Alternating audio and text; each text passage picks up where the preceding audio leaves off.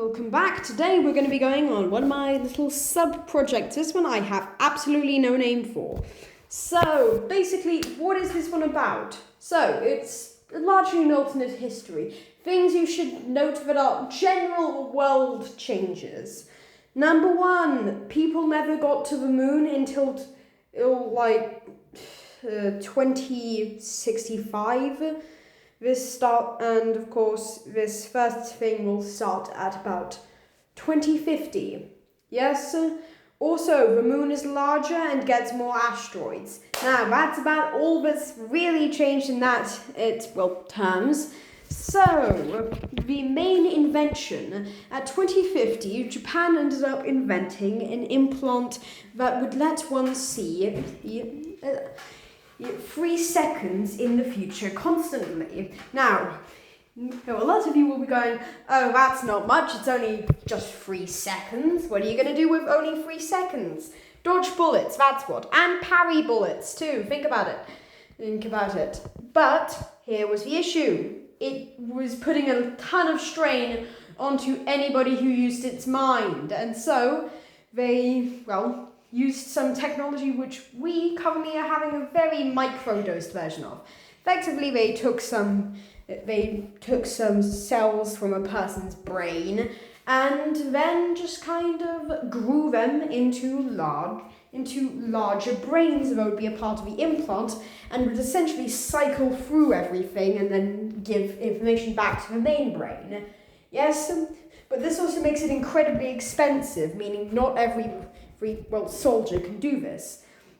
Another important thing was really, how are you actually going to give yourself enough reaction time? Because sure, it's all nice, dandy and good if you can do that, but you will want more, won't you? You want to go fast. So, of course, they ended up starting to, use propulsion systems from whatever they could find essentially they then went, how are we going to miniaturize a rocket as easy as possible and of course make it so it's cheap as possible so that we can actually start giving it to our armies. And then that's essentially how they ended up getting their main propulsion system and started putting it on the blades, gloves, everything essentially for maximum firepower. Yes, because what else would you want except for maximum firepower if you're doing this sort of thing? Yes, and eventually with all of this is done, Japan at 2056 began invasion on China, and ended up taking over approximately half of it till eventually some people managed to secure the technology Japan was implementing and take it for their own. Yes, this would start a giant war, really series of wars that would definitely be spurred on by the soon-to-come space race, meaning everybody wanted these implants, everybody wanted these fast reaction things, and everybody was kind of going into whatever old armor they had and starting to use that. Yes, largely because if you can dodge a bullet before it's fired, you have no reason for guns. And so it's better to just go back to whatever armor and blades you were using.